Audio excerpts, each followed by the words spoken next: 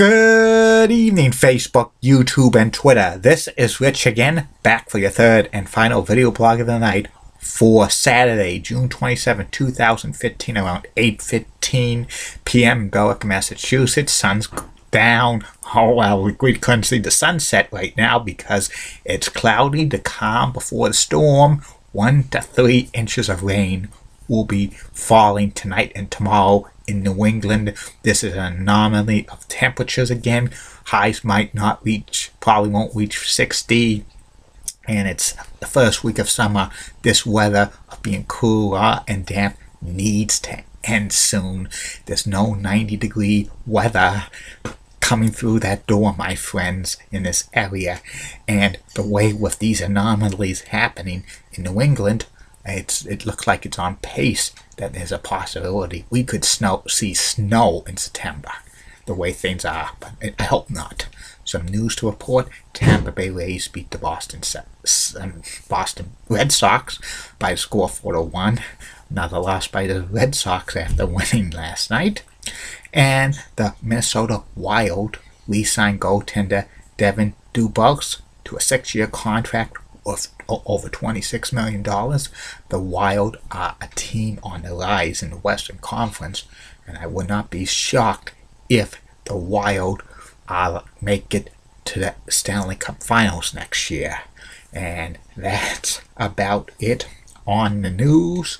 My third and final video blog subject of the night: another personality profile. Tonight's personality profile is one of the best catchers in Major League Baseball history, Johnny Bench. Caught for the Cincinnati Reds for his entire career, plus he played some first base and third base towards the end of his career after his when he was getting older. Johnny was born in Oklahoma City, Oklahoma, and he grew up in Benner, Oklahoma. And when he played baseball and basketball in high school, he was a good baseball player, playing catcher and third base, and he was also a great basketball player as well. And he was part of the National Honor Society when he was in high school, and he was valedictorian of his high school class. And he was drafted by the Cincinnati Reds in 1965. That was the first year of the amateur draft in Major League Baseball.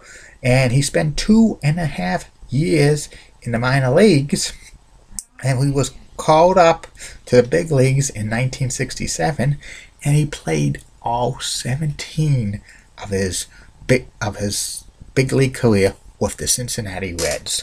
And he had some awesome stats.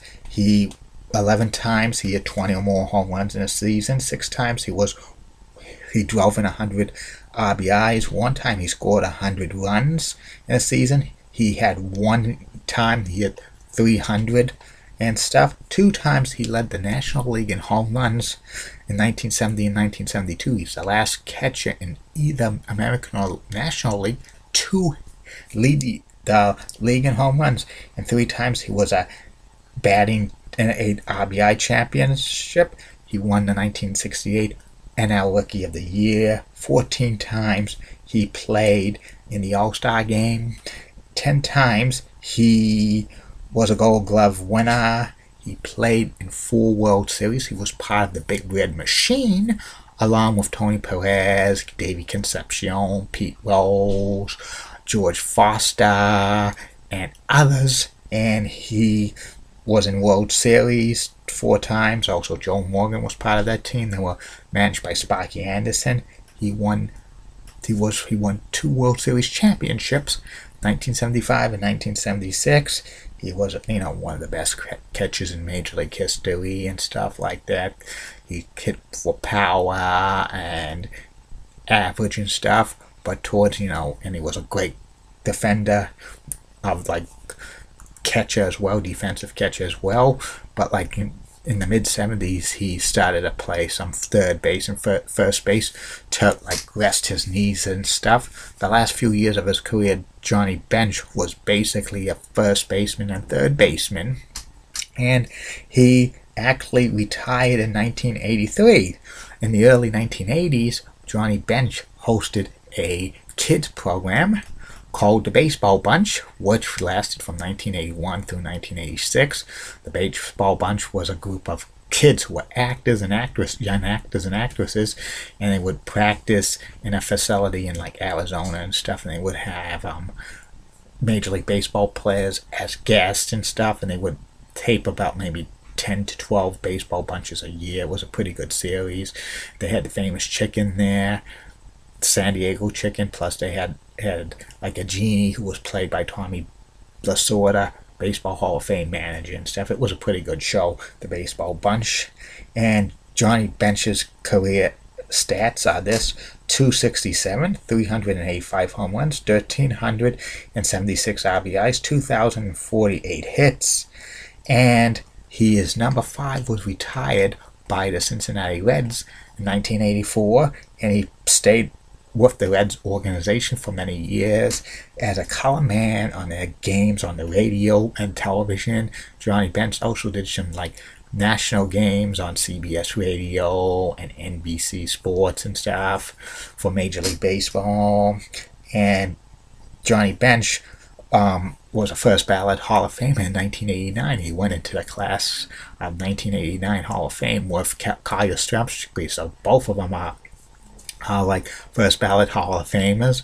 And also Johnny Bench is like is outspoken about Pete Rose being barred from the Hall of Fame. He said that he should be barred from the Hall of Fame forever because of the gambling on baseball and stuff, even though they were teammates. Johnny Bench said that Pete Rose committed the deadliest sin a baseball player could ever commit is betting on baseball and stuff, and he says he would not, if he got on the Veterans Committee, he would not vote him in and stuff. And that's it about. And also Johnny Bench briefly became a golfer for senior PGA part-time, and plus he played in a lot of celebrity tournaments. He was in a paint commercial with Bob Uecker several years back about golfing and stuff, and Bob Uecker jokes, says, what was your score in your golf game? 200. He's the same in the majors and stuff, because Bob Uecker was a mediocre hitter, so that was just a joke about that. And Johnny Bench probably is the best Cincinnati Reds player of all time, and also probably one of the top 3 or 4 catches of all time. That's about it on Johnny Bench. That's about it on these video blogs for the night. Tomorrow there'll be 4 of them because I'm making one up from the other night that I only did 2. So 4 of them are going to be tomorrow. First video blog will be about the top 10 famous quotes ever by former BMHS staff members. These are going to be great. Second video blog will be about what lies ahead for the Boston Bruins in 2015-2016. Third video blog will be about the classic television game show Sale of the Century. And the fourth and final video blog of the night will be about Baseball Hall of Fame catcher Yogi Berra.